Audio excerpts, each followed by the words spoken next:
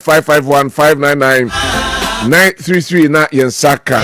And net nyame eya adoma menya Dr. Simon Boateng ono obepiem ofidiem hanafi en sama atodwano yewrem dodo na begina enra the youth manifesto the former president John Dramani Mahama ekodana di ewo UPSA nafi yahwe the manifesto launch of the new patriotic party nyame adoma memenda ena ebaso Alhaji Mahmoud Bawumia den sama hodo de atodwa eno so benya daje na yahwe sansam bi.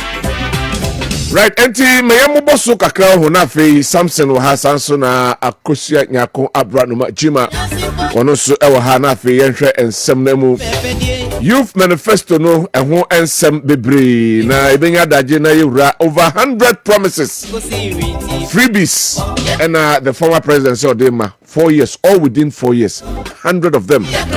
One of the critical questions ebebusa aye first year universities, there were 15 public universities, 10 polytechnics. In the account of fine, okay, also university in Judea, I'm limited to the 15 public universities. All first years, there were 15 public universities. You know, was you be a school free first year universities students, and I say untiahe. Ibenya ahonsam ne busa how feasible is this? How Kwabena Owusu finance these tertiary university for no education, and I say omra no nchiremu ye ho say nya nchiremu ye. Here say how is it going to be areas be na be cover in terms of academics user fee, and I say facility user fee, and then incredible nyina no sen and ahonsam etiem ebusa na fe yahwe ho ensem enya no nko a wasan de atodwa se obe partner with the private sector no more etimi enya so lands ahodo bebre ewo universities na campuses no more etimi asisi hostels ahodo e de ama universities so se be obia oko university no so obetena school ni mu na wako school. But the question again is o share the number of students equal ye various universities. Sometimes other kind of university in cover be 20,000 of them. Who can count more wabontin count na be 40,000. How are they going to be accommodated at the university campuses? How is it possible? Even modern trends of education, I say university education, and Maakye say everybody should be at the university campus. That's one critical question. And also, how is it going to be? So again, one question on sign every 2 grams if a free SHS no and say I've narrowed it down to education. Yes, other partner what they to Jano said free SHS no about be improve the free SHS no obey improve na niama etimi acronym. But the question is that also improvement no will based on infrastructural development. Say school students no enya dey say ebeya shemfre biu e ka shemfre me ma shemfre no say net obi eco school na bi tifi o say omu ntimi ehunu say school fo no nyina obi awon mo fiese omu nim kan da mbeko school awon mo school ni da on be ma kwan o say oba school fo no nyina beko school pe o ma kwan pe no mu nyina enso aba school pe na infrastructure ebia comedian kamehesen kebia obai o sin comedy bi be ka de aban wa yesi ho o see infrastructure no bo obe see infrastructure. But I know that the MPP government is expanding infrastructure or the various secondary schools enti ehoso ebe hia nchiremu no mo achire nchiremu na ebio again also the free Wi-Fi about all the senior secondary schools no once again meaning say senior secondary school no ewo Wi-Fi enti eno so hia nchiremu na omaba no mo de nchiremu eso e their brain say how is it going to work, and I saw the baba ka ho be improve no sanity eno so nchiremu o say eba na yehwe eho ensem o se na ban eba obehwe modern na afei digitalization wetu training mobile maba wa ne mebunu no ewo anase mrante no ewo coding eho ensensem digitalization ho nsem na wokan minim say no so ewo aye Alhaji Mahmoud Bawumia enso ekasaye mu obia wo kwara ofa so akire ne die mu eno so be here critical analysis and then expansion on that one na yaka ho ensem ene anopay ewo dwumadi enso eso enti ye de yesu afre nyame de nyame pe no de be ma 2025 nya de wo pe wom se wo na akoto aba no de enso Nyankopɔn de onim de obedi aman nanim from 2025 to 2027 and 2028 na de ho ensem ending of 2028 ho asem na mekan and asem for 2029 yemfa no sa. So these are the critical questions we are asking and pay.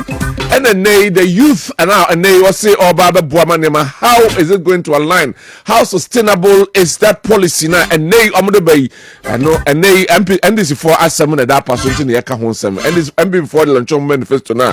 Definitely a bigger issue so near sign ebusa critical questions on that one. How feasible and possible policies here more the ebenya ewo yamba so 24-hour economy was signed edit to job say one more sabi one more entiasi and so omo yi omo ni say omo ntiye no wo kire mu biu say oba some government institutions ebe run 24-hour economy ebi eye DVLA4 on the run it 24-hour service friend saying and the Diama Ghana any HMO licensing office and also any other institutions of governance and as a government institutions one more ever run it 24-hour economy or saying edit to just say some private institutions a bit is a banking sector and who ends and some ever run it 24-hour economy but me there be this is the question I asked. The 24-hour economy is just run just like that you run it just like that. Yes, if it's na 24-hour economy no you run it. And wakadia, I was saying the Acadian egua kwemu. So Acadian enwa kwemu. It is very difficult for the 24-hour economy to run. And what you might Ghana mu yaka Acadian who semi. Ayana we questions na mbusa umesamo. Critical questions na mbusa. Obebusa say in the era of the John Dramani Mahama administration. The first administration, the administration there was situation with power. And they also about power na ejina so. Ni ebusan say how is it going to do that? A critical question because we need answers to this. Na yebusa ehun ensem 24-hour economy. Ono ne ten also ababa ma enjuma ebebu ewo Ghana mu ha na fe emebu no enya bi aye. But the question amanfo ebusan say in his era na amanfo enjuma ho akwatwe. So how is it going to work? These are critical questions. Amanfo tenasia. Mimi ntimi nyano ntina mbusa those questions. Na omu eyano ede amame. Enei eno na da pass medical dia tudwa. Tie no ena ebeka ho ensem na yebusa ho nsem because enei politicians ne ba obi ade ne policy ba watchena 4 years 8 years na was free so na policy no essence wiem. We need to ask these questions how sustainable these are. Ebeboa Ghana mpunton akonanim adano mekai say the politicians we give them power. They don't take power. Yen ne mo mutumi, wo mo mfa tumi. Yen ne also the tumi show monsem. To say the tumi show monsem dia. We must ask these questions because we are entrusting our future, our finances, our education, our well-being, our health, everything into their hands. And to our bar, no much mu ye at their mind near Tiase. Say omoba weni adigwa kwem. Yeah, beboa. Emma policies ya ye ebetimi akonanim. Oba was send it to the education say obehwe ama yi blocks on the one complete no obe complete. Na school for the team absorb bebre. But the critical question among for ebusa ne say esa be ye day school anase or the boarding facility no ebeka ho. Say a day school the proximity for the students to go to that school no saying and a honsam ATM you be consider sanema we nyina. These are questions we are going to ask. Say enei abejafo etrasia ye be hwe honsam na yaka. Yanko Alhaji Mahmoud Baumia enso eho na ono so edensem atudwa emra wono so eto ewo eye Eastern region say oshia driver for no the two manim say a name license driver for e de kaka no Ghana ha emra eche say wo koje license a mfie mienu bia no kwa na ye renew e de amount wasi nyanse bia nim sabi enti ono eba obepeja akomfie nwotwe e de akọ mfie du eno no yakana sa ye summary. We need expansion on that well as well. Say in fear and watching in fear num fear eduno. Say in fear do not say obi enya problem with the eye.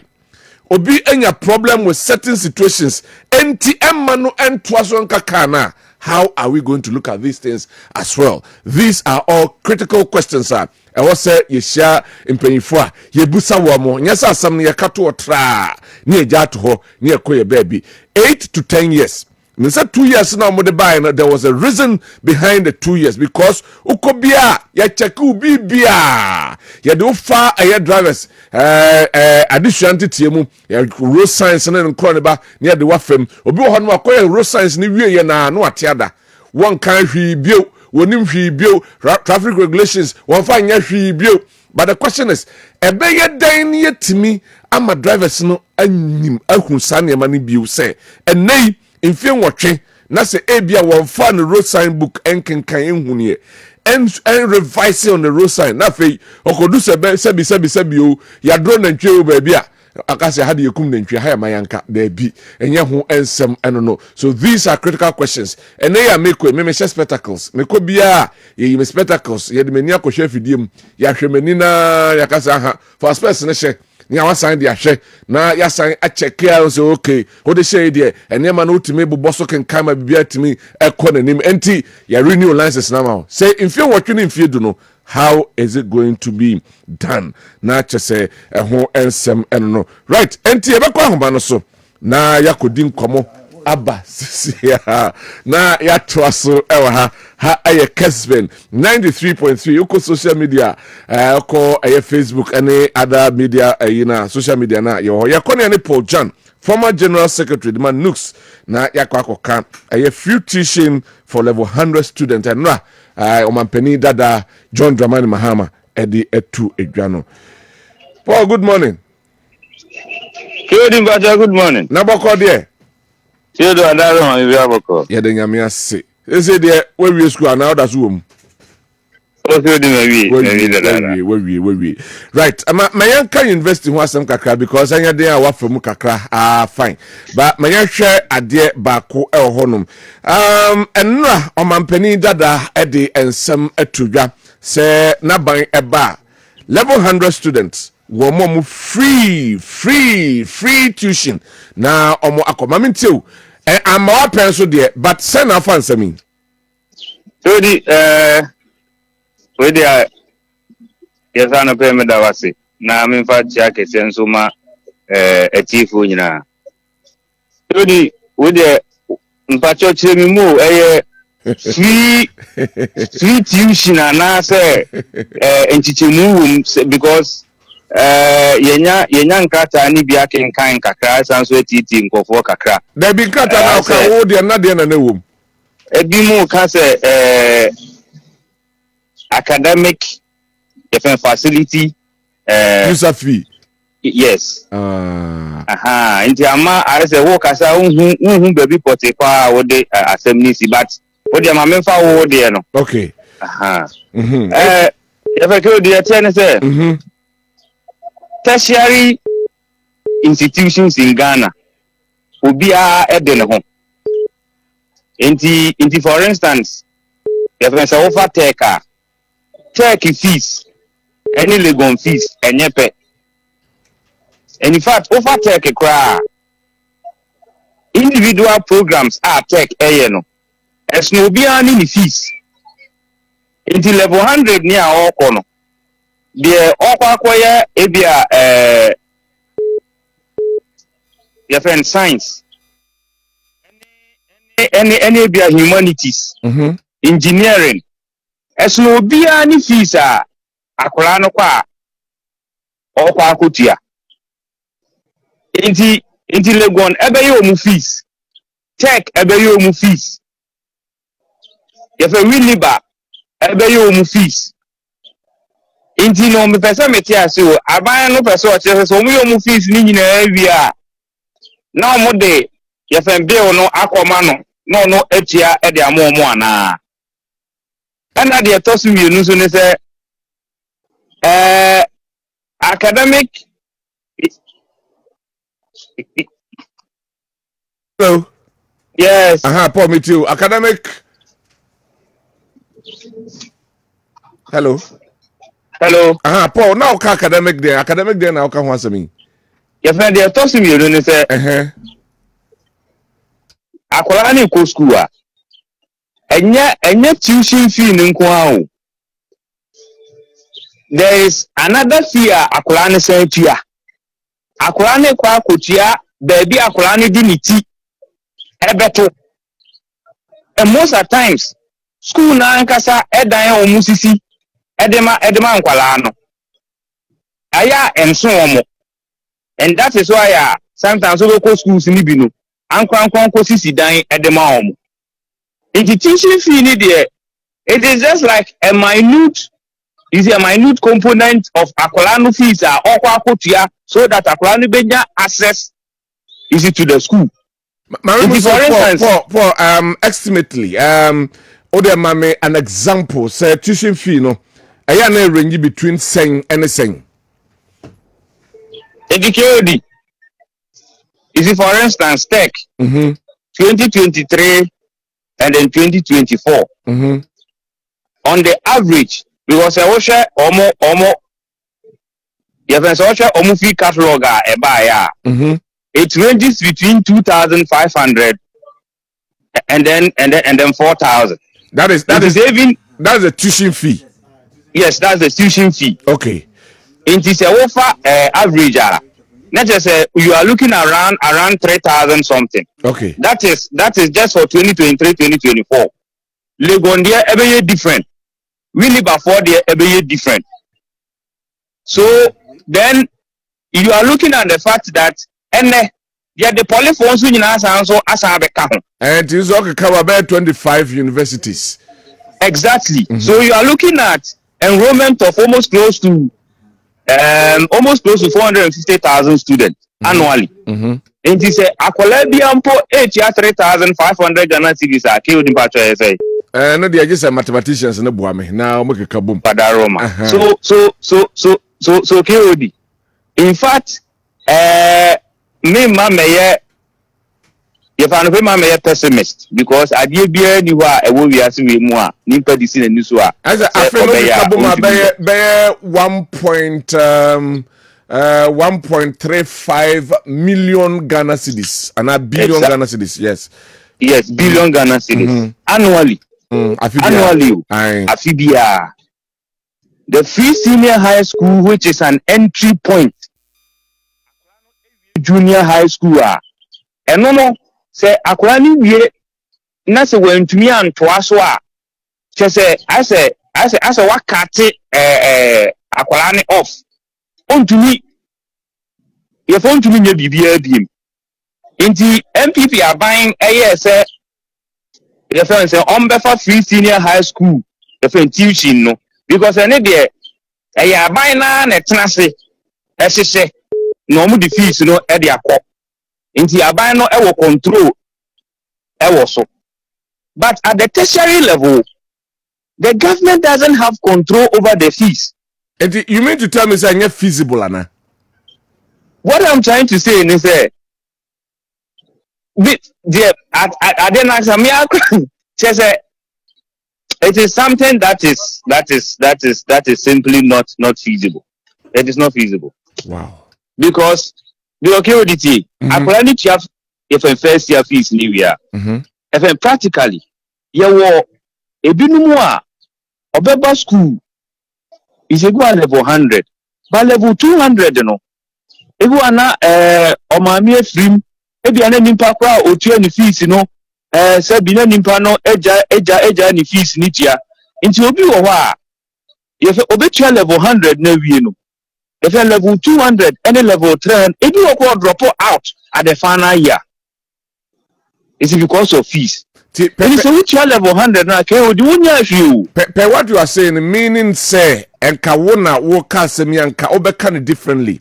Mempesa me dia sembese wano de, but Kawona will cast me. This is how I, me who ne sen kebi abehese omwa, omuye ni di mum nebi anka wonhwe. Nasa nkobeti me aboa ana yesa Kodi pepe omwa ebi mu ho a ahokyere pache se obi maame ne papa ntumi nya fees ni kura entua ma no ndi sankofo ni mom enna se aban behwe ahwe omo na omo ti omu fees dia mo wa be ye no ye fe wholesale because ye organa for nkwala nso a ebi wo ho a aban ye friends about tertiary institutions no omunye mu kwan nko Ebimo yefe ebimo so call yefe private tertiary institutions. Private, yes. Inti ehɔ no so because akwara no so ye Ghana ni. Inti se wo se wutia yefe public way no dey no free e dey amo a no almost omoko private institutions no so and no crowd wanka public or see first years in universities so I said anka public and as so necessary ni nyina abom and will be so it means that calculations crowd me no yeah no pay no just for public private institutions no MI it is all the private institutions in crowd can hold there not just say we are looking at on the average almost about 5,000 or 6,000 Ghana cedis. Wow. And then when the mobile become then the figures will go up. Then we should be looking at around 500,000 or 600,000 students annually. Well, on my Ghana you kill the CCI team. Is a material former president Bebri. What painting picture? You see, I'm a school for any youth or Ghana in United say Sikani or mining. And that's the picture he's painted. And this same man is telling us, and the Oba, that's a Ghana for na domoa. Oba betia is level 100 tuition fee free. In the question, Bessa Mibusane say, Omaya Sikanim, na Omaya Sebi, if a Sikanimuno. A Bessidine, and NDC and the former President Mahama at Tunye Sikaba Bechiasa almost about 2 billion Ghana cedis.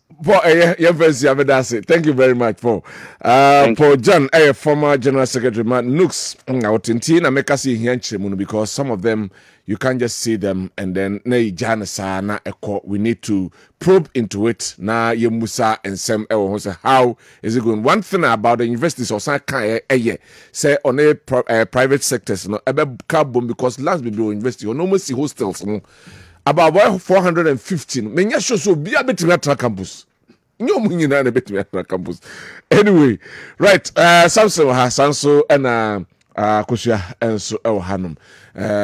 Betty Omokakra na ya kudwa so aba ya ba na be fona betrase na ya do so nsem no na nsem mienu na ya beka no youth manifesto ya be pick nkakra ba ya be pick 1 or 2 bi o honum na ya di hu nkomo na ya de Alhaji Mahmoud ba omiade no so aba abetato minim say ya do political season na well de aminyina ho na mamen koka sem bia anyway sabe boko de nyame adom kwanya hode nyame ase pa akosua de medical man ache wona na amenya ma wache nti ma akwaba ensemi ya na se no youth policy na menim se mo de ma no betum na do ma no to ba omiade no so kakra na afi yakodwa so aba sam ma mentio eno a menya abretie former president Mahama ehwe bi o se said bi kra ye news na ensem no waka na mu ode bi mo de pa na unso ne guy kasa no waka about tuition fee no na enye omunya no de ma wo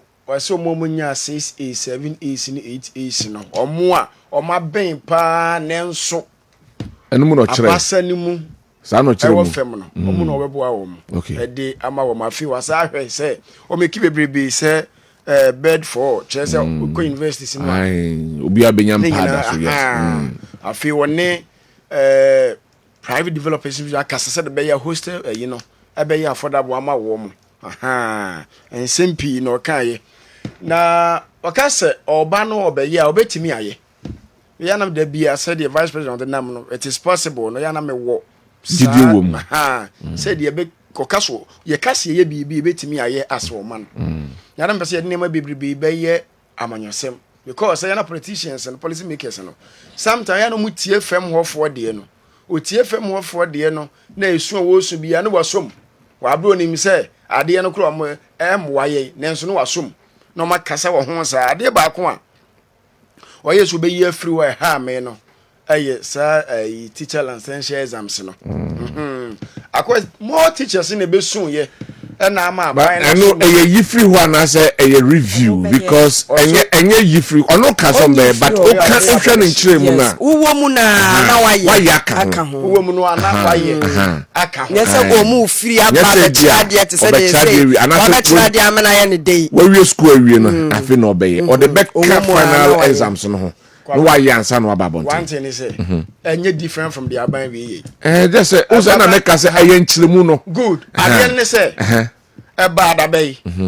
Well, ain't you buy, you know, if you have a catchy. And no more ye. And this a review never the same thing. Omo catch still also mean licenses. Good. Education minister by a Kumasi Traditional Council is CIA. Mikobi. I will mention. Open source or Kasai. See any said doctors, external exams, accountant, external, lawyers, professional bodies in English. Yeah, external. The amount more from professional bodies and your man, your joke can say, oh, you're professional, but okay, teacher for near the wing. Good. Tea and nay, almost their bar, and a cross, a beer, non implementation on that, and your fee. Kwabena, tea, life, reformation, beer, Eden. Who is a dear beer shall I mean, Fanko Tracy Macatra was so Yankopon bad, dear, no, Nasa said the Sakasakani, ne a sumbu to brandy. A dear beer shall say a rough, when you're smooth to that. A dear beer shall say bassa bassa. El Conanimono, na ye who shot force no, near Pecky, na ye CSC, near ye. Self education, self review ya for my president, Mahama Sword Bay. May I send men in a yard, or Montpellier Bedi, she's working the same thing.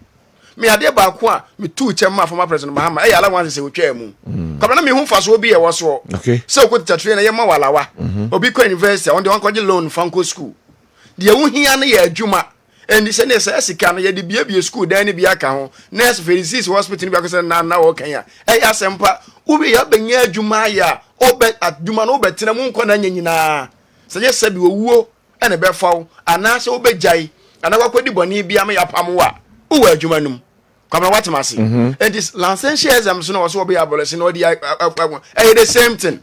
Wo ye chire ni. Ade na aboa wa wankasa. Na wo mu so ho senye. Na amanyofo ni som de ya amanyosem a wo wankasa na ekwa atia wo. Enti mpanimfo akodo enti nka e ba ne sa na nka enye no. Ka ne ntina nka moda union so na emekasa se ade na enye. Enti nya ade bia ne twa se Kwabena ye de ya amanyosem. Kwabena what masi. Okay. Aha. Na ema education no entimi entumpom osi free we no ka se omo ya ode because the me nya wa ha no chese for all first year students but who read or say particularly omo what yentimi fam obi a self education ya ba yi me na me say me nkwa me nti ase e so bi free me krom penten wa ase what does am na ase a maame sabio enwo na wo ye titi ni mowure mu na obi wa ha sei oni na akra ne nyina emenya the same ayipe Kwabena what mase enti na ka me pese omo amokọ board nkomu ntwe kakra na day students nkwa nke nye free e ba sa na ka pressure kra nka won nke be free ho enti tuition fee de mo nyina de enti menya possible da enti omo ben kakra no ene yen so omo asene enti sa na tie se yen fa mo nyina sa de o da bi akoba sa de Kwabena ebe ha adwene tuition fee ne de mo nyina na we start senior high school no wa enye day students kwa no de start free na menko amanso na me honorable Ebenezer Taylor be MP Apamenya Krobo na oko parliamentary select committee on education second ranking member at the committee no yenko na yene no enkodi nkomo emfa sa education kroya ho. Honorable, good morning. Yeah, good morning. In fact, some point of correction. Okay. Me MP for Lower Manya Krobo. MP for Lower Manya Krobo. And a two education. You mean a mere ranking? Dr. Clementa Park and a ranking. Oh, okay. Okay. All right. Clementa Park. You mean? Yeah, that's right. Right. Yes. You did come off and on penny and sama or come penny than some kafa education. True. The free first year free education as a free tuition fee for first year students of the university no and some na ye kana na ye busan say be say timu ye say for all and I say for a particular group. Now, good morning. Michia, it's a good. I'm saying, Brofano Okai, no, it was so clear. Or see, for the first years, because first year, Unya admission letter, street loan, whatever, no, Unya immediately. Okay. So, in preparation for you to assess other sources of sponsorship, no, including street loan, no, you free for first year. So, I think it is clear. Enti se metiase ya o share the number of students all the public universities private universities ka ho Masa now the okay you know did you listen to him? Yeah, why do you want to bring in no man on can once again? Oh, me busa question me ka say me busa me person that is no that is disingenuous. I mean that is disingenuous because the question is did he mention private schools? He mentioned no, public universities. Then why are you bringing in a private school? Question. I just want clarification. That's why I asked that. What clarification? You listened to him yesterday. He said public universities. Why are you bringing in whatever? Honorable, please calm down. And let's when we do that, we confuse the people. Let us tell the people the truth. The right thing the man said was the public schools. Why do you want to bring in a private? Yo, Mati, let's concentrate on that one. Now, with the number of students at public university schools, and as a public universities at Ghana, now Obia nini tuition fee and then Kronebano. I don't know how that is going to be. Let me tell you something. When you come to fees and charges, it is Parliament that approves fees and charges. And and yet all the public universities, charge the same tuition. And it doesn't vary. Barring whichever course you are reading. Yes. It doesn't change. Barring whichever course be a pet, so your medicine, so your humanities, so your deal. Tuition, it is 1,000 work in US here, 1,000 work Cape Coast, what Yo, me figures be hand. I hope maybe that will help because Okoke University, for example, humanities, OSHA, total academic fee, 1,785. Hospitalities, 2,700. Yes. Is that tuition? Yes, academic fee. Academic user fee. Is that tuition? Yes, that is tuition. Okay, let's go ahead. So that's what people say. Difference and that's the disparities from. So how is it going to be considered? Me question if they are saying it should be free, what consideration again? Government will have to look for the money for the universities to perform. Okay. How to get those monies because my analysis. How are we going to find all these things? Have you forgotten that it was NDC that brought Get Fund? Okay. Yes, we are forward-looking party, and we know that a time will come like this where such things will happen. That's the reason why we decided to bring on board things like Get Fund. Meaning that it's going to be funded from the Get Fund, from government sources, government revenue.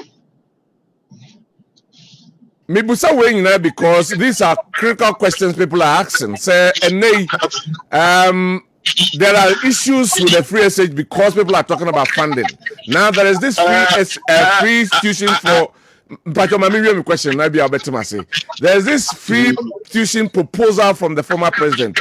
Anthony Ebusa said, how is it going to be funded? My brother, I believe that if we had had all these questions with the with the free SHS when we're asking? Did we ask such questions? Where we're going to get the money from? My brother, honorable, I'm asking this because a name on a macas, free SHS, who's the problems about. That's a no abeye and Sanawa, you did just so busa way. Into my Musa's questions. And America say we have the record of establishing, a dedicated funding for education in this country, and therefore we are not to be a mortgage get fund. Say the woman mortgage is say and yes can fund to our school fees. We will make sure say every dedicated fund. Yes, education, and out of that, never used to be a school for. Mo survey ni mo kakano yearly no how much are we talking about say betimi room in the yearly say yearly I can't sign a buy betimi abo estimatedly. I can't give you the numbers off head. Yes. Okay, Nti Yemfa say now you can give us the numbers of head. Right, Nti per this what where the car say abano yes be ya first year man for to tom man and crone bano. How sustainable will this one be? Is it going to be a 9-day wonder? And I say ebe kakra mbetimi nya baby ebetimi aboa ma almost kasem netimi abantem ntim be isane man free ho. I have indicated to you sir. We have a record of establishing a fund. The essence of the Ghana Education Trust Fund is to rise to occasions like this. Okay. Unfortunately, it has been misused. When we come, we will make sure, say, the establishing those funds, it's achieved. Okay. And one of them is to support tertiary education. And it will not be out of place. Say, funding from funds from Kessben will be used to support students. Already, postgraduate students and other students are supported from Kessben. We will continue to look for other sources to support, including Kessben. And the essence of this is that Nipana within this space of time, government says go in, that shouldn't be a hindrance. We will provide resources to take care of your tuition.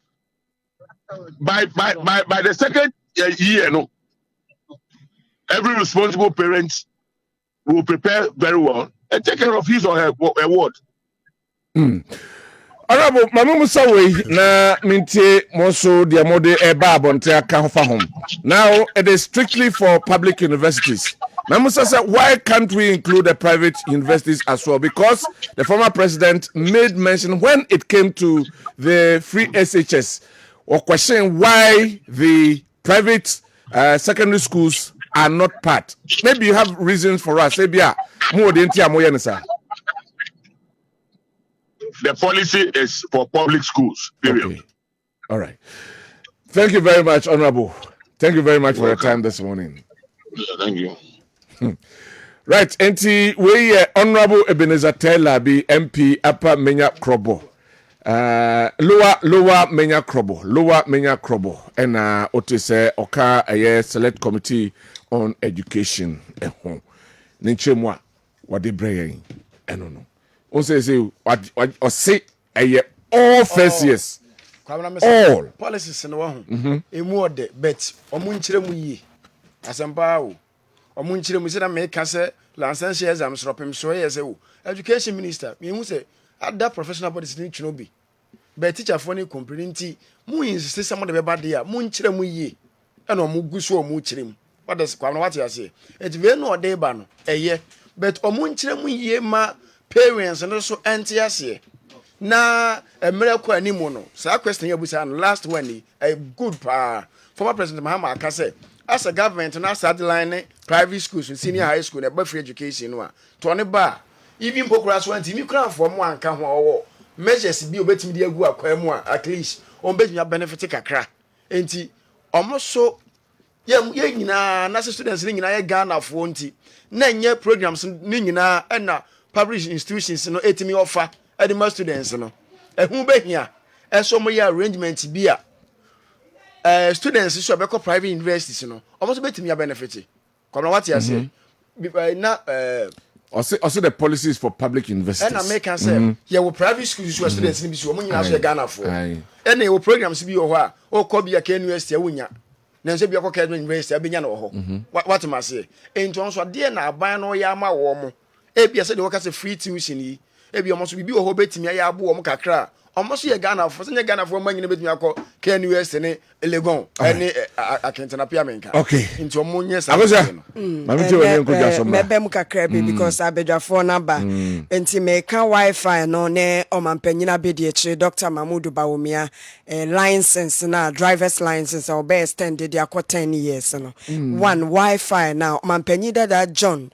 Dramani Mahama say or de eba no ye ka wifi say ye cry ye adwuma mu he ye wo bi ti say ye the free wifi ko senior high school sir what are the importance ya che say ebeboa school no one and say ye benya equal access to information but the issue is that free wifi na bi wo secondary schools no enti say na ka be penchire mu say ebia oba obebusu no what dey say na make come okay eti make ba say one ebeboa amankwada no emfa wo so obi ba eni sika krodi koto data na yesi ya research bi ebema obi anya equal access to the information na wo mo epede asuade no so that means emfaso de ebi wom but se dia wo kan say ade no ebi wo ho ana te se boto ye krami ya felisho ya mani ya ma ni asadi nsuo gu ma ebe yedey ebe hwie gu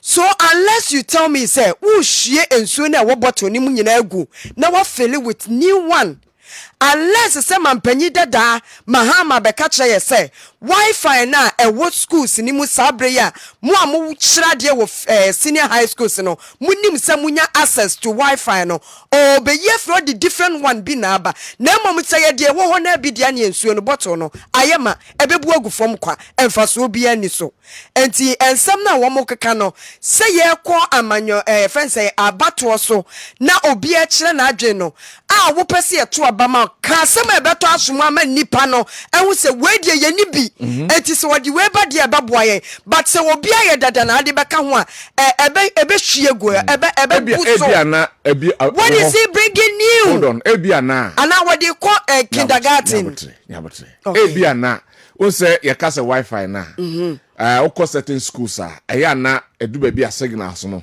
enye strong sa enti ebia me ba me boost no na bia cover all the areas I was school. That is acceptable. And we what's what the free Wi-Fi ba one can boost. Okay. Or say me the free Wi-Fi. Meanwhile, you will be so hot that.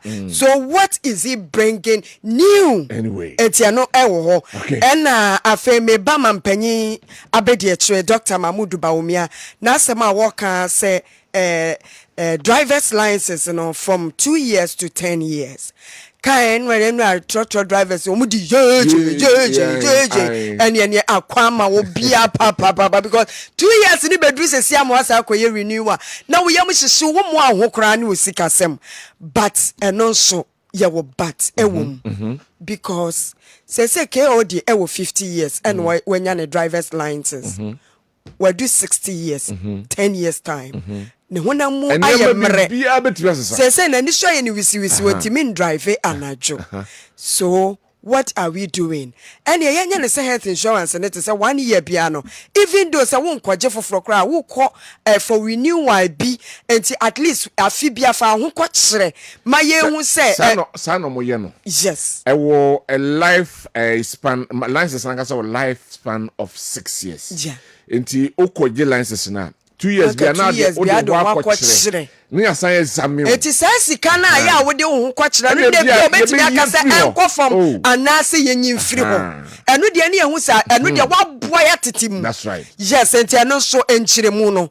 wo mu nchire mu yie papa ya wo frɛ me wo problem kakra with him say enipa no wo boss aka asem memi nsanchire ni mini ni tirim eno ka asem no so wo party ni mu bi mu nchire mu mi anti ase na ma me a wo to momone e wo dwoma te ase yie no on say yes na asem mo nsentwafo mo ba be hodi e minimu say ase ye pese ye mama ade no ye te say eye ketua bi but no we are speaking for ye maame mo wodwom adwene hema ye kasa e dia maba ye hema ono mo brofo na mo ka no onti ase eti mu kire mu famra fam ti mampanyina be di akire ose nyame ya adom akwasiada wo mo manifesto ni nti no wo pose possibility yi to ni nyina oba o mechire mu yie ma ye hu license no dia wo peso ya ne pa emientia. Thank you very much. Yanko jasomra na abeja fontrase na ene wonsam ka ye be chire mu nso baby a wose chire mfa bia no say representatives so ha umienu nyina be chire mu de amane na de wo ho no awusa umienko sana no na multi credit d 25 years jai ye twa cake mu ni ade ama bank na ya kono say na ye kan fudi ama obia omie account wo ba bia se omra multi credit mebie account ye wo savings account a wo bia wo sika na edem no eye intact afi ye gigi susu nso ede ka ho sa wo dwade betumpon ya de hiade no ma hold on ye ba na ye ne Dr. Barnabas Amanfo ono me friend bibi mi ana minua no. Doc, good morning. Good morning, KOD. Na mo ko de. Na me adaroma o bojuma mi jiri se Kessben FM nyina so ho ye. Bia ho ye papa. Na me ase. Na o se do education dia mo na mabom kui ntina yaba na ya bebu sansama yen ntiase. What you say o se yen die susa. Kwalan Kiudi dada wechifu ni mu background da mo mehwe wo dada wo mo doctor haya kwa ho anyway Emma omampani Elonchino Youth Manifesto edi ensem ahodo atudwa but me concern ewo education sector na ensem miense bi ohonoma megina so na yebusa ensem ede afa ho because sebi mu na modansuo no mu enti eba nkyeremu a mbetimi akire yenye dedi kan yensha say from the senior high school ensem ni bi odi tudwa ene say oba improve the infrastructural nema facilities ewo senior high school no say be ya ebetimi afa students to do na we double track no edi free ho eno one de toso oba or the free wifi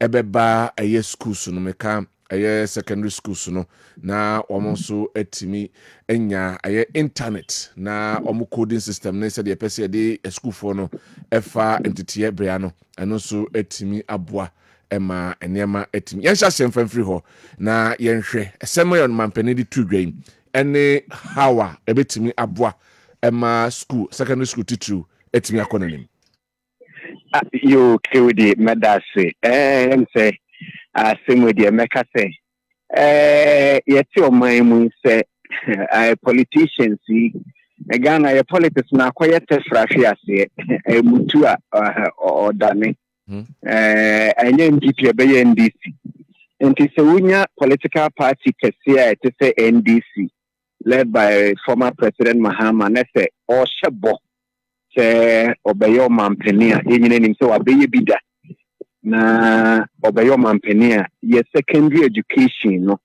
obe expanding infrastructure to say adan ahodo no obebibi masisi bebre aka ho na yetumi afa nipa na ebi a double tracker e ho sisi ne ye firi wa kodi baby amegina yi de meka se eya sem papa na enka ebeye ni so say bia ka yebetimi enya ne sa already na yebetimi account record say aban we nso bae no waye bi schools ahodo dan ahodo a nti em say governance dey continues nti say NDC ba na say President Mahama na beba na so what be secondary school infrastructure ni mo akewdi eno dey em say etinye bi ani hu yebeka say nka ya sempa so mo be ye dia sa na ebeka no okay because ya na you different between the boshe and say nipa na bana wo ye especially ubi a wa baby da na wo hu records no oba ye we bi nti so se oba nya kwan be bi na oba ya yentimi nyi ho atinye ebeka say ya sempa KDM say we dey ni tietie mu saa na ye beka no Yo. Me ehwe bako de tu dwa young graduating course no enko tertiary. Say enei enam say first year some call universities ne tertiary institutions no omo eho kyerem na akro ne ba omo nya da age krantim tutom ne ma na oba first year students nyina wo mo free tuition na eho no Ghana fo bu sansem bebre mo mabokue wo mu no de na yensamram ho na bia mbenya no yebi e de aman se abai kase ofa eye first year nyina free tuition ayan free tuition no kura kan ne de hin e na ya na encompass de ne de hin KOD madasi ye ka free tuition na normally ya na basic school fees na school for ni tua no na exclude the friend academic user fee eno ne ye ebia oda katanga na ye jew katanga na unya dai na na say kesi Hayford na Commonwealth unya dai ye jew sikafufu bi no ne facility user fee. There's a difference between free tuition and as academic user fee no any academic user fee no one your friend any basically your friend school fees no? okay and you unya admission na uktua school fees na nkasa ni akasa sa wo na unya accommodation wo ebia Queen's Hall obese tua additional obi a wanya accommodation oko high than sa fees no on tua bi eno na your facility user fee no and your academic user fee and your facility user fee okay the academic user fee basically a school fees that you nim no ABS admission fee yet ABS almost the last one another be 2,200 thereabout. Okay. Yeah, na they say the parliament be regulate as to how much a school be able to me ade any ade. And only the user fee no the academic fee the the school fees no and the facility user fee. And there's a order hall no. It will be on a horn says can win cheapy. It's when now can yet the academic user fee now a tough friend school fees no. And now say acquire first year can say admission fee. Okay. Right. Enti ene yanhwe the implications say abai bi ba no ka say first year na wo tua free to and also more bia free tuition. What will it imply? KOD near Neno say John of blessed memory because a typical kukwasi krasini mansoniba mehuhia sitada na mekase aban se biara obeye se wode so omanfo so especially ama ewo enwumesuane adeno ya na eye mani so ya na me pese mekase tia bebre emmom no KOD ye die hia asana ya ye die efata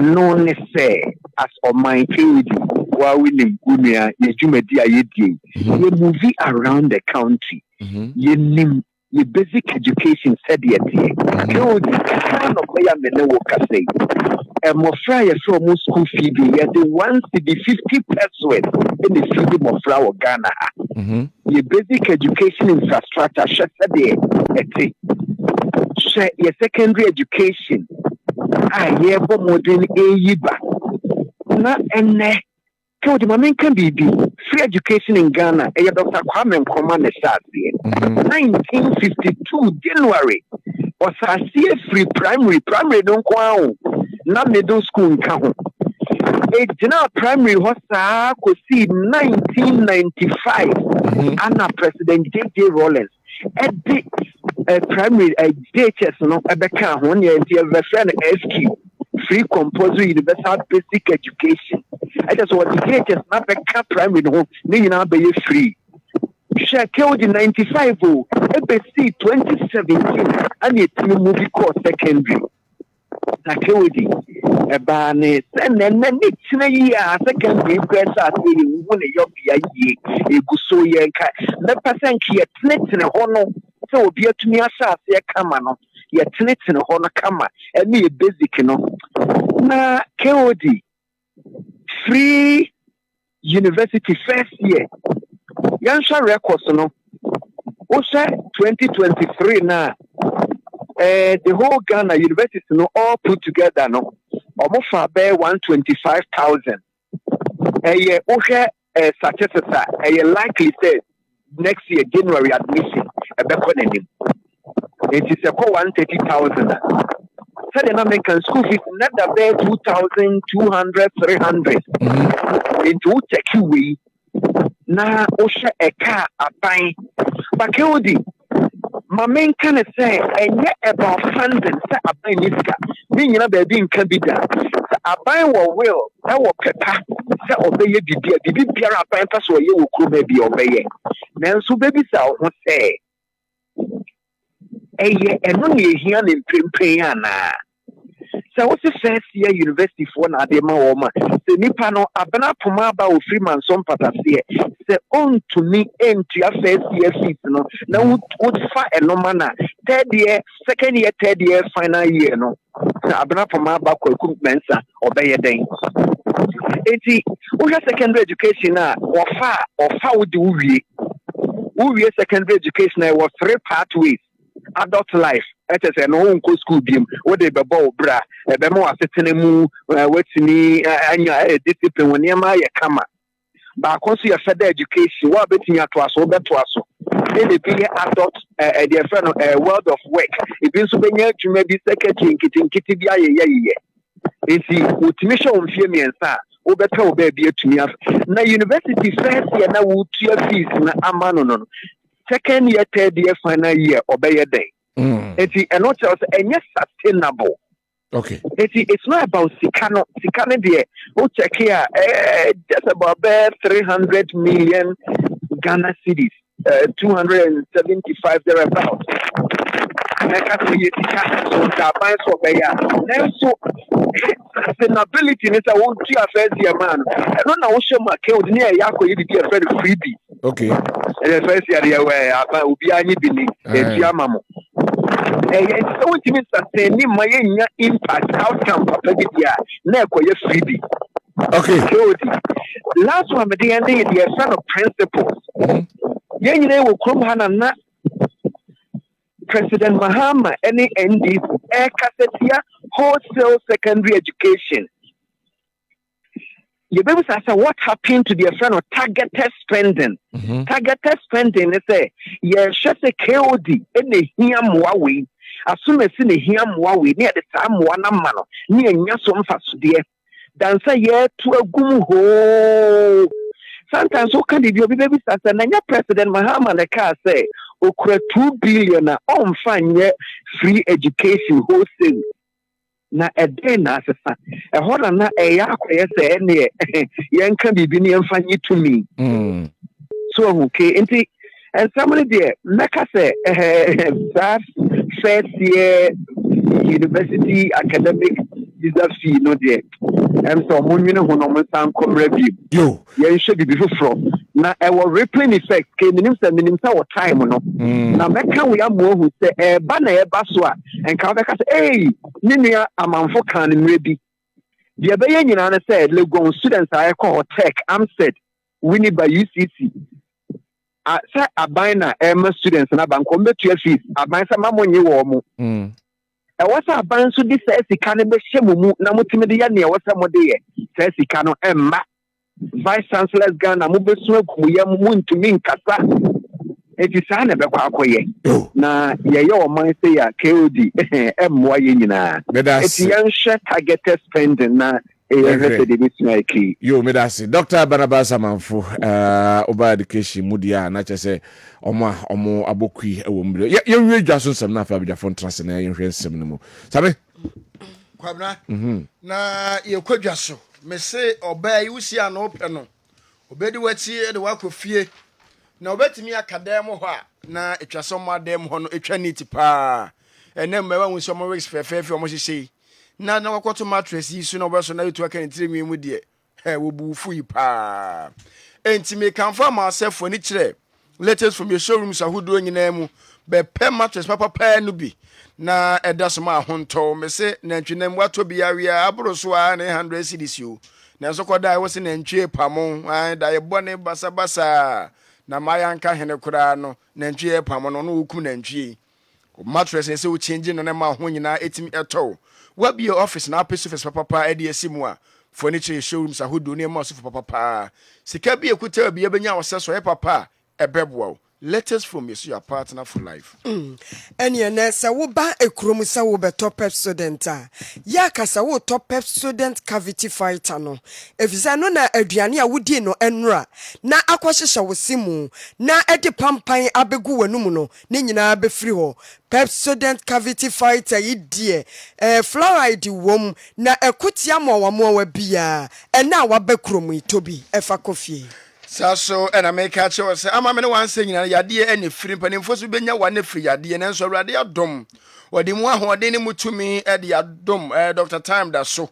Now, would when it's a medima for us a year per ewo Kumasa to Mago hey, Jenna Yadi and Ro, Mawo, Amaya dear be the hinter mojam with the in Trimono, etimi ako at the Amawo, furniture medima for her back and Hobert told me say.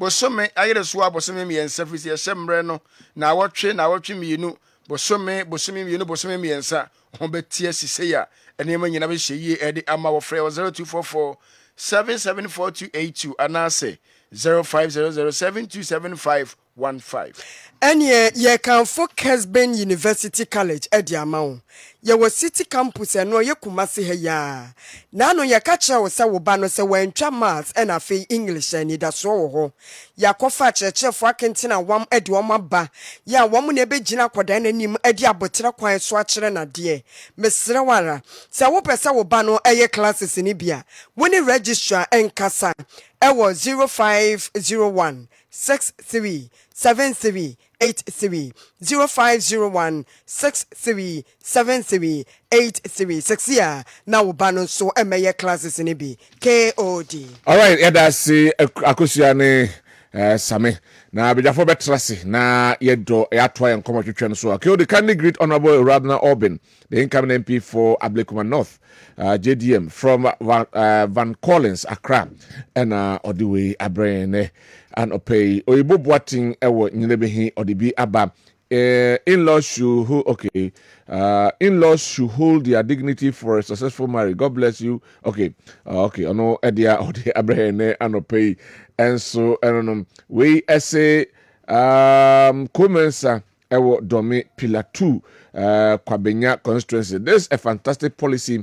If you vote for Dr. Bawumia, driving license renewal will jump from 2 years to 10 years. Breaking the 8 is possible. Regards to Nanama Dokuya and lawyer Michael Kwe Jr. by Comensa Pillar 2 and Odiwe Abrain. Good morning, KOD.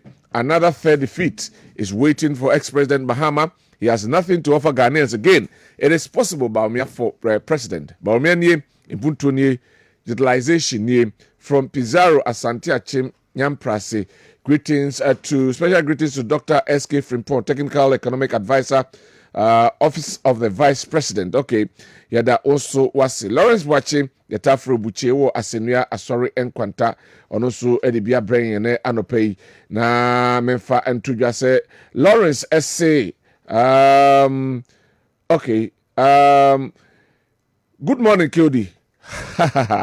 John Mahama promising free university education for first-year students. Wonders shall never end, indeed.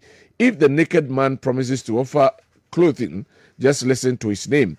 The desperation is too much on his part. A victory for Muhammad Bawumia and MPP is my duty. Your duty, our duty. Greetings to Pastor Paul Boachi Ansa, Regina Boachi, a.k.a. Mama Efia, and Lucy Boachi, a.k.a. Eno. That's Lawrence Wache, and so Edia or the Abrain, and then Anopei. Amwani Fita, Asaman Kese. Former President John Mahama is promising too much because of power. I think Ghanaians should reject NDC and vote massively for Dr. Bawumia, a humble man. Regards to Frank Esiedu Bequin, next MP to whom and Chairman Makiba, Asaman Kese.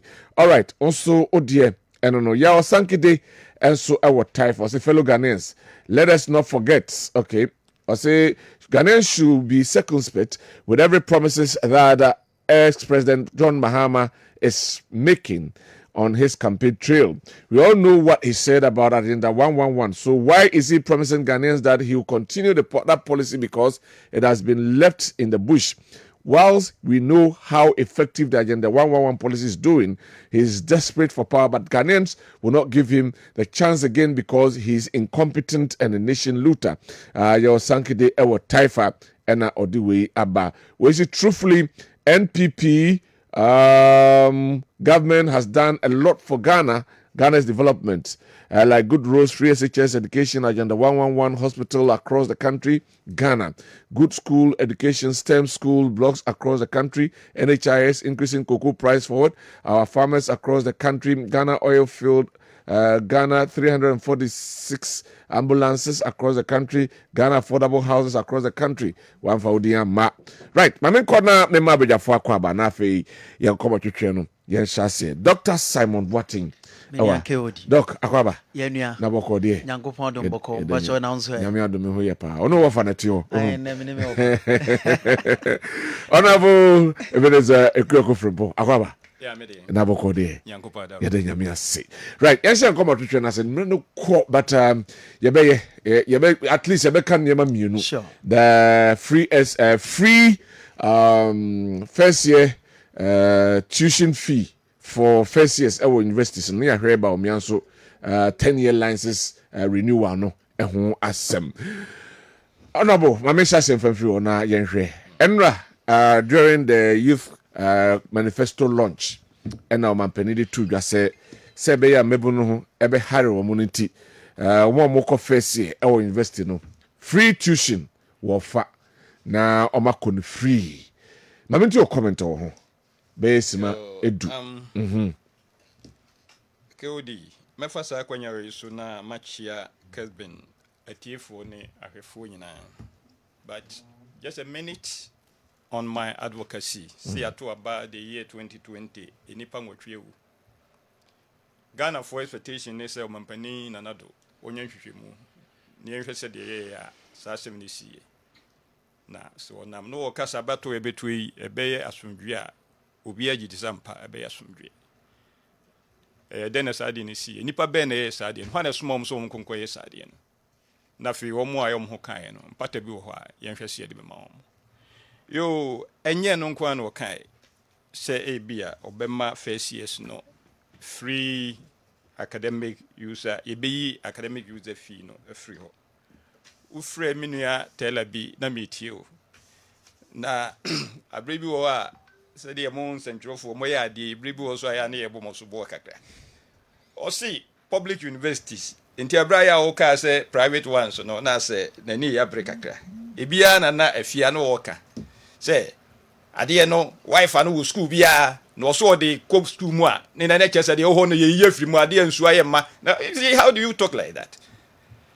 And you want your research kakra fi anya research kakra hu se wanye fact check hu se schools no bi ho a bi ni ho, schools no bi ho a wife no bi ni ho na Facebook ka say all schools nti afia no so wante afia no yes comment no nim so say all schools afia ni ho your friend Akosua, sorry Akosua yes why because e bi na tie for me Akosua na afia no say ben nti ono Akosua nti onim say ye ka say all schools are na wo ka all public schools are yes say yes the basic schools in Abeka. Okay, nti afia onim say basic schools no wifi ni ho nti wo yes are no because ne Kessben mo ya bias na menua professor na no wakasa no said de no osikasa na me ka say bi obeka atoa so said de yeye hunu no me say recent school yi ma me pa because me mahunu hia pen na ye ka say hunu hia na no me ne me wo fa shishi ya musan say tuku adi bi da no say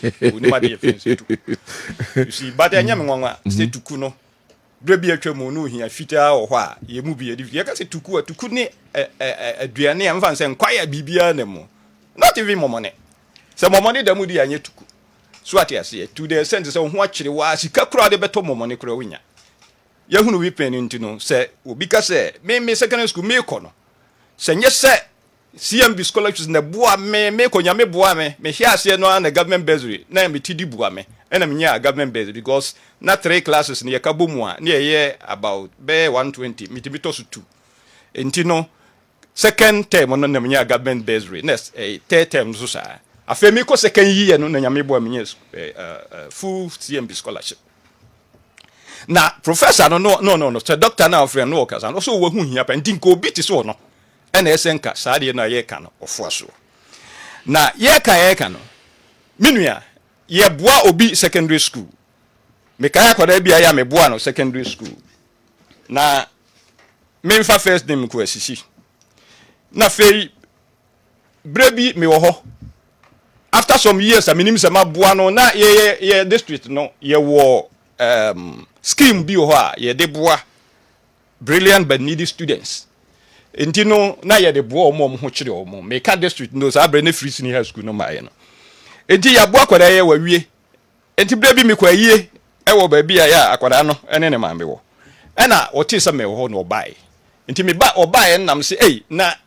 maame sisi hu ze na wa sede wa moto wa ye me hu ze wa boto na nwa obi ya maboa ni se na bia mahu no minim se bia ni je no de ba no si enye o nam se ya asem no si ko be 2 years ni sisi se kura ase na adwene kura yi na uboa no wiye no na afo nyina nyame abo omo ato aso enso no de besi ne otifie ndi ya wo dwendwen ama sa adwendwen no kura no sisi ase de ya fa ne tiri mu ndi won ye ka no na oka udi ka free baako o si on the average you know academic user fee ni about 3,000 it's a lot of money ka odi mamenka semchiro obia o ya brand ya wutie me se umfa o ma enko tertiary institution e ma be se mienu mimi de miensa ne kowura mu because ne courses no mo ye na emu wa law you know medicine ma miensa enkowura mu a wiase unya hunu hwe ne mom so de o ma be se mienu eko tertiary institution a na hu wo afedi obeka se afedi ye me wiase afedi no ma ba wiase na se ma hu de yetie enti enu de enka ya sempa se anye bie kura mpo no se an average of 3,000 free so na se bia as I say wutua what do we call it hostel fee na ho how na when you na ye no in the contest and na ho kire ba bebre adwumagu because economic situation no emwa emadwadie no ne ade nkoso na se sabre ye se de sa policy we yaba bigidi se ade aya ye bompa ye na o ka bibi ehon na policy after first year no what happened to the student obi a se bi o ka se wo hwe obi a edu ba bi wanya nto so ko first year ni wi a na sikasem ho beye dia how would the person continue? Yes, I had to say free senior high school ya busam se sakwara no we free senior high school ya what next and to free senior high school na no one but at least when you breathing space one says sika o free senior high school no se ba se bi o to aso o tertiary a anya bi ekura mpo no obetumi aboa no Emma drop up some too much because obi ko first year we bia no wenye scan to aso na o say o jina kotena baby enkwada me say me I'm doing business me ye business so atiase na me fa enkwada me fa onu bebre no eye omomo awie free senior high school na oya oba o ka che so oboa no enti ho boa no kura say enso a say sika ye ka ho asem eti me boa no mani ti me konanim so atiase enti no enye bad na fe susu no ye ka bi o se ka odi no kwasem nie ya ye sori a na ye ka Asia Tigers South Korea Singapore Taiwan wan hom ne ade enti se de o musi ye no masa na ye bi wa se impi grand baby for no bi ka say you know amamu no se ne esi tie no yense sa no man ne ade na enim oboase ayi na baby no wo ka na o mu se ade enti no ka kasa asem no oboase MP ya or parliament CCA I think oboase west or so say as amamu no kura ni sika say my upon this team hwe ka odi sika kura ya say no presidency sika 2 billion over 2 billion cedis ya presidency ye say no be say dey me say adia ya friend say 6 March ya say especially ya different region to region esika say ya just say PBB for the question is say ekowura ho no ma say sika say na tu betwa na esu betwa why na kowura wa say former president yes can kowura because ye kan yen kama ya ban wo so nko in the former regime let's caso say sa sika say no e be free ho hwe saudi abawei e compare former regime a kodi ntini ya na brebi wo ha ya na pese mo susu no enye se ye ne ye ka but the question is go ma sika say ni wana former regime eno na me ka se eno na ya na ye pese mo boy kakra na se mo moye kakra na say ya na sika say ye wo ho a enti se ne but na say but say na say kura che say oh ye won ye ka say you know where establishment na say say because enya say sika say ekọ ababia me make say ya the make say no kire say aboro so enu nti na make say but the ye reasonable ya so use wo no u use a enya hwe so ati ase say make say ya me make say no na I mean say sika say in COVID time okay say Tanzania oboka say omo national independence day no ehun hia so mbedi na emom sika no a ya say so om di independence omo de be dey omo de basic school adai but yeah bibi say say no man say na me won suta na me wo me ye DC wo mampon and then one day me see me free suta enti me move celebration of 6th March no from mampon de akwa kosu suta koya ka am boy all heads of departments omo ko full omo de ko ye ne baby omo ko na ye na mo ni ade at the end of the day no me bi hu say emfaso bi eni so enti no enya no nko na oka nsem bebre say hostels ye be hwese ye be sisi hostels oh na mpese picking one after the okay all right wo de enti free no nko free no enti eya de pa eya me de so bi aya ho ka so hu hia fufuo so hu hia fufuo kura de a wo na esen kesa de no wo fo aso all right na fe na o ka say targeted yes eye the target ya eye but said de be ya wo be hu target group no eno the problem no se target dia ye be ne ya dwene ti ehu so omo a ya wo mu hia mo ano pa ye mfa mo omo but say ye hu a eye se ye be bo obi a still say ni o hia mo ano say person target nji ntimi mo right thank you very much me to asepa honorable me that say did you apply the more ewo Kumasi swam the MPP has all the time giving Ghanaians best policies that is the that the NDC and I hope that we shall retain this government in power for more developmental projects. Breaking the 8 is possible with Dr. Baumia and Dr. Napo. Greetings to Dr. Baumia Odenho Kwakuapia, Honorable Maxwell Fosubuachi Swami MCE and Honorable Elvis Osemen Sadapa Havana South West. Doc, on that same score, say momo the free SHS aba. Ya graduate call a universities into say first years free SHS free tuition fee for first years all first years. Yeah, the former president Esan Eba Bemwa. That is another policy or no Ediba. Mami you comment on that one. Momo the abantu and also the Kosro. Mini odi me da se pa ni akwenya odi amami.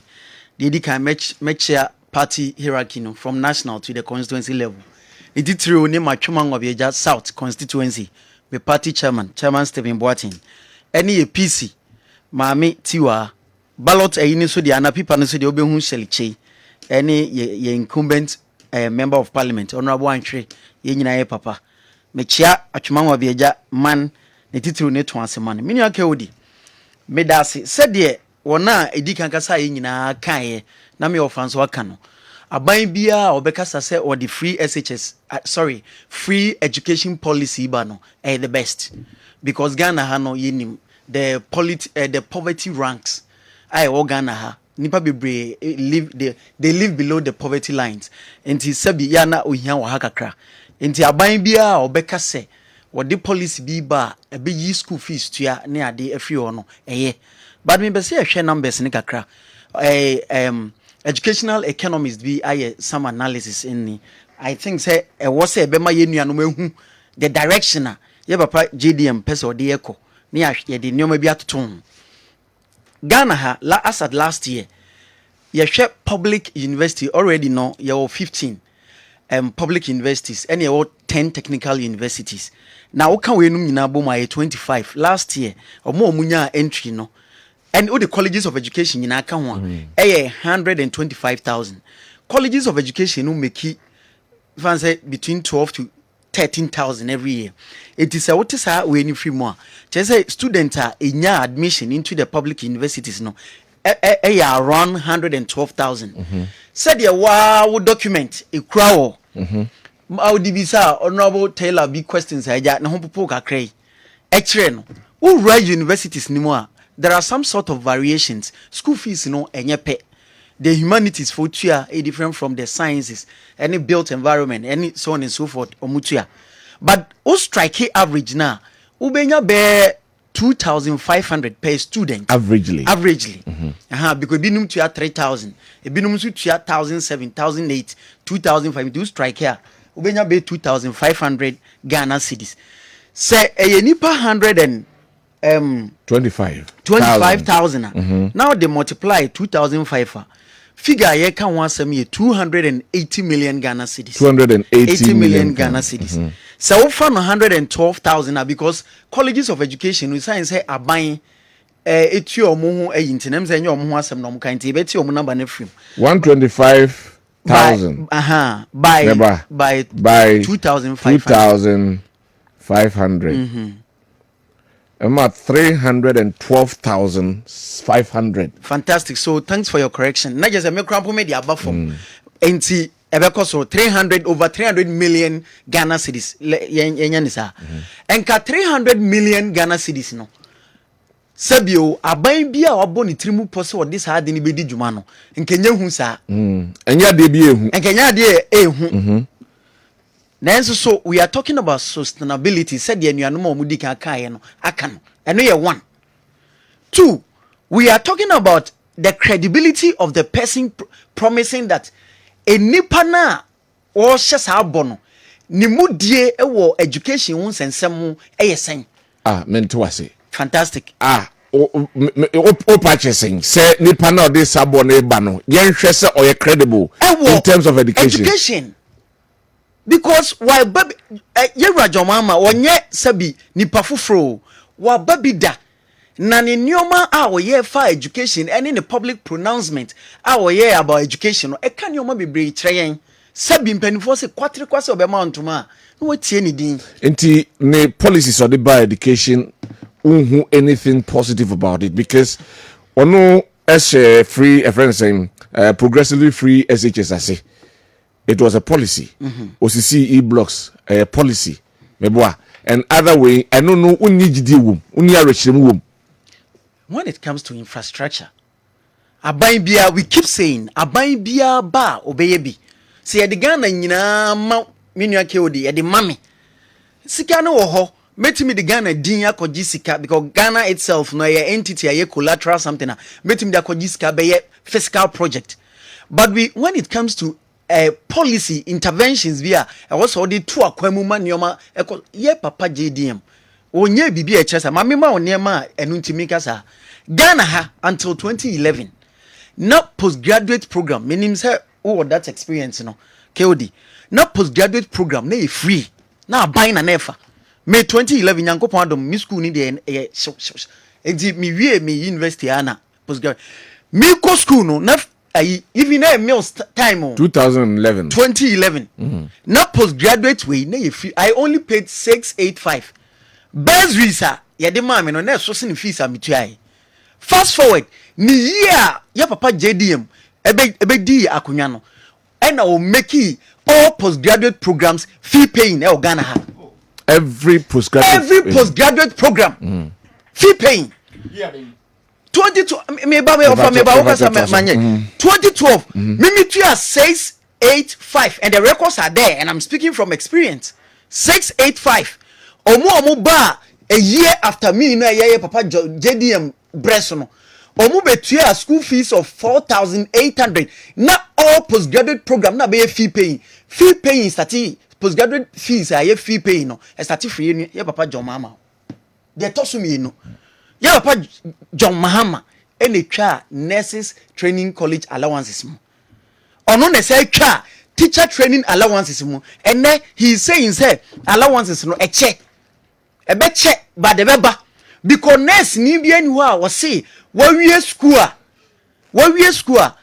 wawie nanso na allowance na ama na anyi me catch us answer na me be university na me child training college ene me obi omo de still embayo ebeba we be 3 years ni Messi ebeba especially teacher training college mami gasem jo we nursing we 3 years ni definitely ebeba teacher training colleges ni sanete eto da e cha bonsa ababo mo kira de omo nyina timi boje so je na ba eto da teacher training college for instance omo be wie school say a eho de I know for a fact omo be wie na nani nyina ababo me eho na colleges no na omo de ate omo graduation fee omo de atete na de beka na omo de ama students no ye papa JDM ebe twa mu ha meanwhile when to may increase enrollment when you say teacher training in nursing no eho ni ba bi aban wie school a ye foul direct aban asa ye nhye bi ma aban say wie school e be foul enti ho no admission aban restricted otwa mu no enka won increase enrollment said da bi o mu kan but otwa mu abra won increase enrollment na me system monikes ne da so fa 157 mimi remu as quality assurance officer na me part of admission no na ye papa kufu adobaye na ode allowances ne baye no na o maye kwan me fa 510 students a year.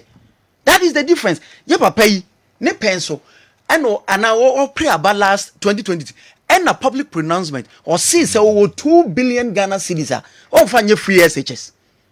I say what treche wo so who say free SHS na babwa. Nti na obey no say. Okay asem no no. Minya ke odi. Okay asem no da so tie kire. Actuarial calculations be no ye man kan sa. O see over 2 billion Ghana cedis o fa nye free SHS. 2 ana de di obio ne peso common chalk e shorty ma former second lady gaze yen mam chalk mo ntra dia mu. That was a particular place. It was just a particular place. No chalk asan or no ka say. No baby chalk common chalk e shorty e Ghana. Enti se wo hwe enwoma ya ni nyina wo ho ya. Ye papa yi se be hye ebo se university first year obetua fees I'm afraid no nim the meme so ni say university no say abina commercialize and or commodify all universities they are saying say universities ni say omo ana hwe omo ho tete na ye ko university no abina na hwe university ni bibia mu obeyi akwan obesi dan ene adan ni ade nyina no abina esi nti sorry university na esi na omo no IGF school fees no ena eye omo IGF the man ye hu ko tech uko Amstead any legon na ye fa omo no sa fees na enkwani tuan eno no omo no ye one of the sources of a funder omo de ye school no ma school ni efe pastor dey say na aban inside ba beje ye nim the payment systems aban operate na o say beje say obema free your friend is answer by betua me see I am afraid enti universities no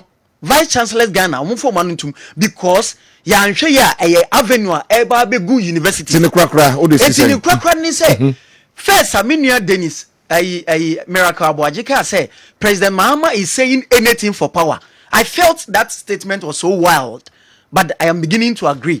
As a oya pay 2 minutes ni say sabi o kan bibia anyway it's dangerous. My man Sasha say for on here ba omia 10-year licensing proposal na or the urban say or the abetu dwa say and 2 years no seemingly it doesn't make any sense nti oba obepegem e dey between 8 and 10 years and also yam fan say ono so papa wantina o ka bibia sa Minya ke odi medase ye nyina wo man mu ha Ghana within 5 minutes you just the way our passport system sit here in fact me passport this is my third time me di kaji me 5 years na hye ena MPP aban bae wa be any 10 years watima ye na sabi ya se de wawe koto no so obewe kra ye nyina chi say dynamics is different passports say one fan ko be bia obi ameka nchos be renew passport unless say 5 years na so but the license is different license no de bia wo yusu ena aye nipa ho adwuma na aye nti u pagya no all of a sudden from 2 years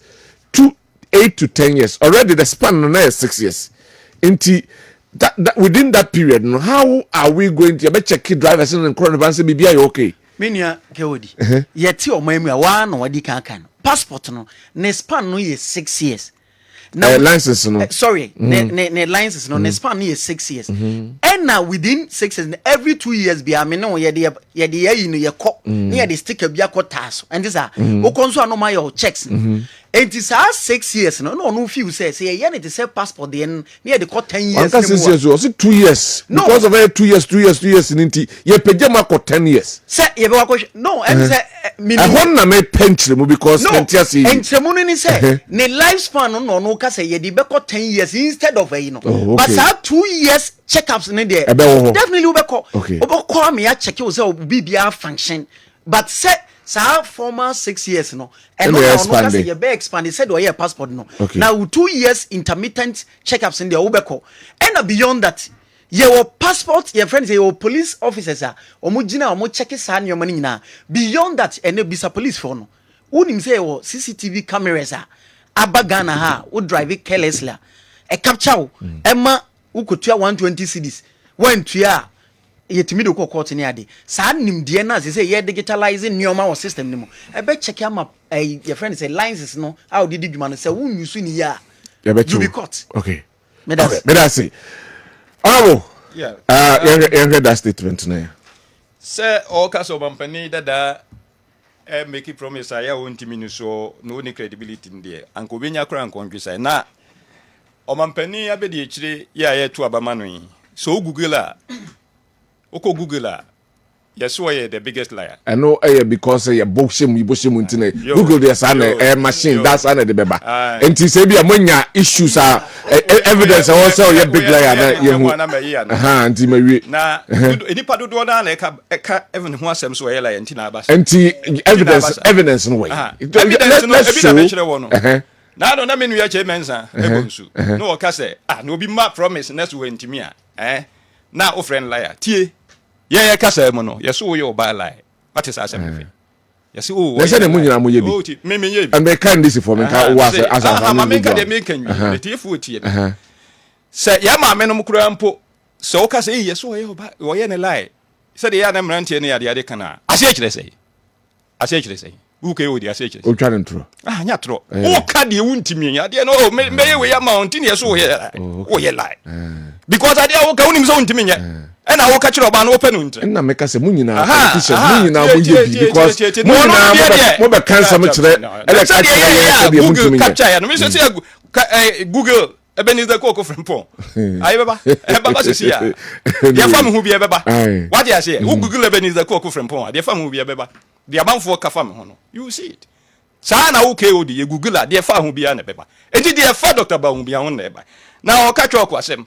Eti uber so chere say nti o refer no hwe sabre wo betima ka say school bia basic school bia ya wo Ghana se sia mo bresu yi wo be ko benya chok betima ba to be ko ne school ba ko na mi no chok nyo na no chere say mo MPP time no chok nyo afei teacher training and nursing training na ya wo ka say ye de allowance ne restore ye no and enrollment no course no well me dem ni obi hia me nka so twatro but highly debatable because me as far as I know no nursing training colleges ni abo mukota but during that time they could be anyhow because ya mo mukota ya kire say mumfa do but yeah time they could be anyhow me yeah time there was no quota but this time ya bo mukota because allowance no you see emfa emru the allowance no betimi atua all right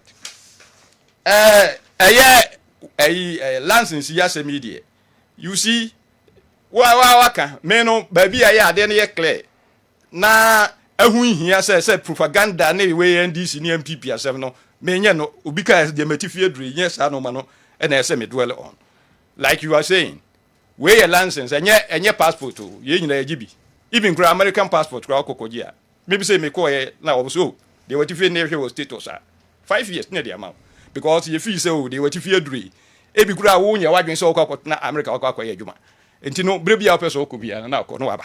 Yes, there be a beji passport. Visa passport, visa, American visa, right? Sorry, American visa. Near multiple visa near the amount 5 years. Intimate qua, son of the mammy. But like KOD Kashiono, who say we a driver. And any time I see a show condition, the shoe need Numia de who say, oh, we are fit to beat me a caca. And you see a 5 years a bad boy and I say MY. Now, Casa Coco renew one, a different thing. And I see a day about war no, say be a 5 years no so a different thing altogether. But we know what happens.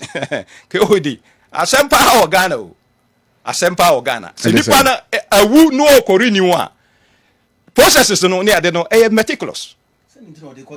Oh, Dog Pacho Jarman. Oh, no, as my maker. Jarman and Canasum. I won't know. Yeah, who cocorin no processes no. Nyama from one and meticulous. But say, oh, you know, a mui, but who could renew after a year or two, no, and only a simple. And no, na make a chose a KOD, a big pretty medicine. Aye, Yes, me wa, unim, me nipa send the animal you on home. And yeah, about could you one that's my head, this in your because of being yet. No, kaka.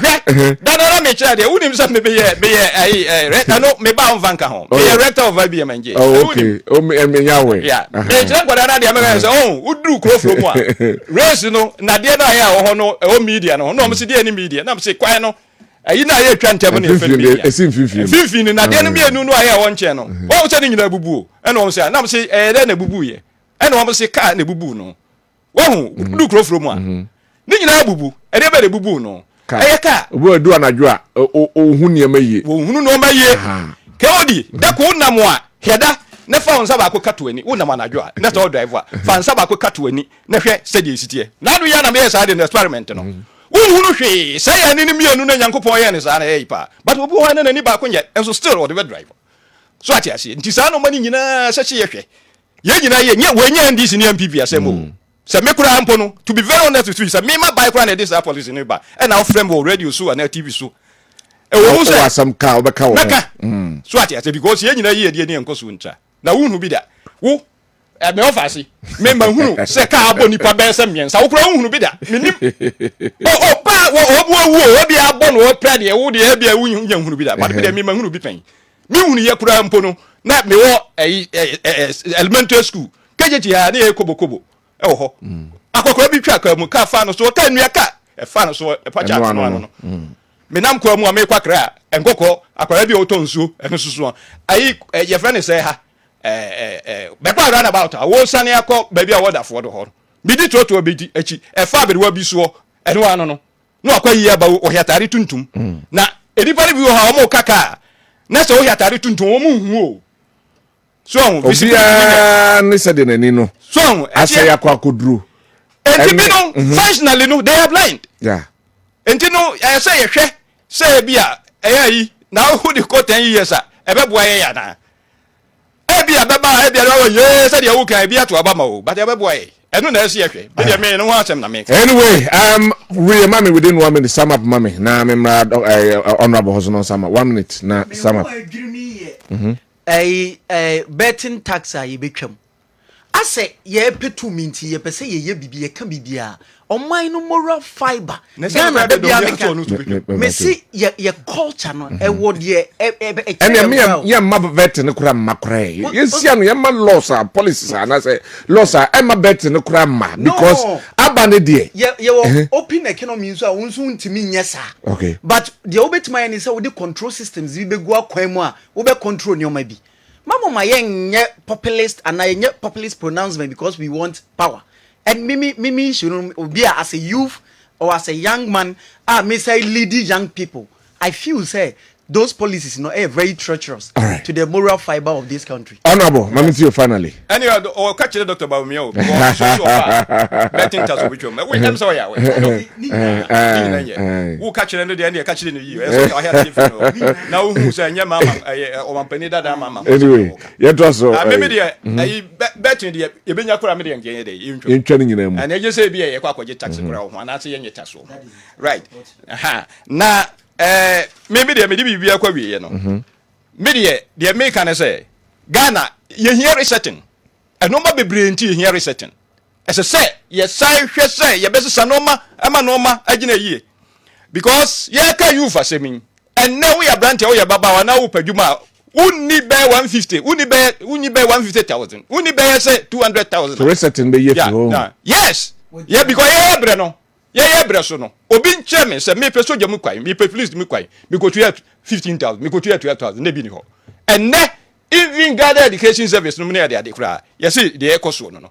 You see, sa no man say twem afa yeah Bresso. Na wa ya wo deserve say, wo ko police mu no. And yes say, ya baba yeah recruitment. yes yenye advert and na recruitment na omo de aba bontin bebre so mo ya Kodi mami je Kodi we ya we eno na ya da brebi ho a yes wa we ya na eno mo ya kata na ohwe obi be ka so say are you aware Kodi mo go fact check enipa no ayo mo so mo ya advert ma mo no omo training dada they are now training. It's never true. Oh, media meno eno mani bi wo ha. Enti festival na ya wo ka me say omo e wo training dada. Nipa no omo so omo ya advert de eno na kire abaya ya wo ho a esese yi ni firi ho.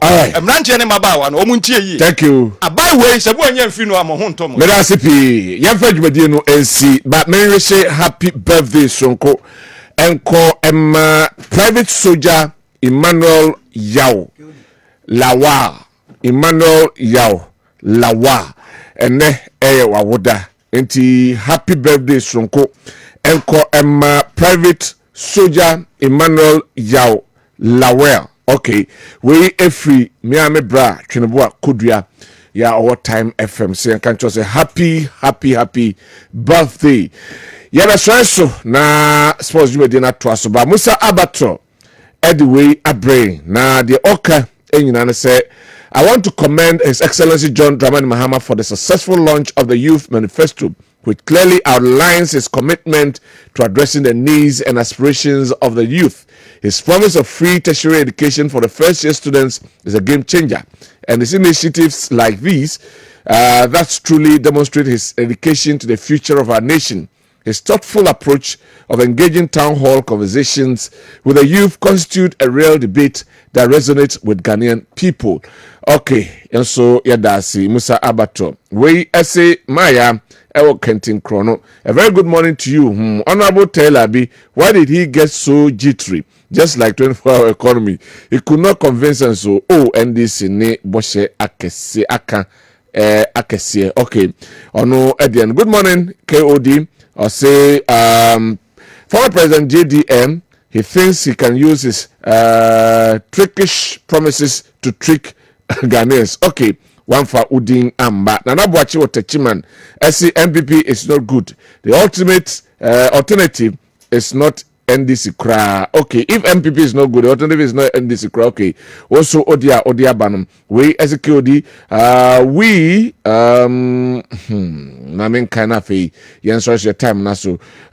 Where borders, airports, harbors, and all events shut down during Mahama's time, where they shut down for over a year. How much was crude oil and containers sold during his term in office?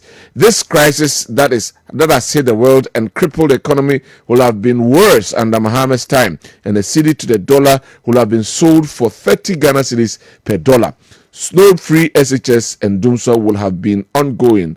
Dagrin Ewo Amsterdam and Odiwe Abrayan. Kyori, please tell Honorable Kyoko that if one cedi is to $1 and NDC quadrupled it, the probability of them not to quadruple the dollar to 16 cedis to 16 cedis to $1 to 46 cedis. Okay, they're all canon. Boss Kyori, please. I said then. There was Doomsaw but JDM celebrate the March cease, whereby by the time teachers work for years without pay. People didn't have light to work, so he should the man should stop that propaganda, because we know John Mahama and Jane Nano Pukwajiman during their time. We Kwame J in Kranza Bono East and Oduwe are praying and anope. Now I'm picking my last one off here. Sorry, so we say hey, in way they mean to be kind in his submission, Mr. Ekoko Frimpong stated that he wasted money by moving Independence Day celebration to his hometown. This indicates that no planning was done prior to moving the program there. When John Mahama implemented the progressively free SHS policy in 2016, he was unable to cover the 50 Ghana cedis tuition fee for SHS. A few months ago, the same man stated that if he had 2 billion Ghana cedis, he wouldn't spend it on education. The same person is promising heaven on earth. Mama is still empty. Good morning, Sir Michelle, rise from Abuase. Right. On this note, Eddie Mediano AC, Yabeda Kriapia Sarbedia Kwase, on a shade Medina de Breoti, Akosia Nyako, Abraham Majimana, or Sambakani Samson and Ka Ewo Median. Yabeda Honorable Ekreko Frimpon, and after Dr. Simon Boatin so Asi. Mediano Yakase, Urakwachi, and a direct to my sound. Samuel Sapon, and a Kwame Sunday on the cameras, Oraset Wilson. Technician duty, Kofi Amankwa, MC4, Omunina Ebwa. Yes, also, na se Julaka at this person at Twaso Amae. Yakramo. We'll be right back. We'll be right back. Gotta pay some bills. Hello, Auntie Araba. Hey, Bugger, net is saying. The person may top Pepsodent cavity fighter. Nanso, Missy Canin soon. Oh, it is say no benefit.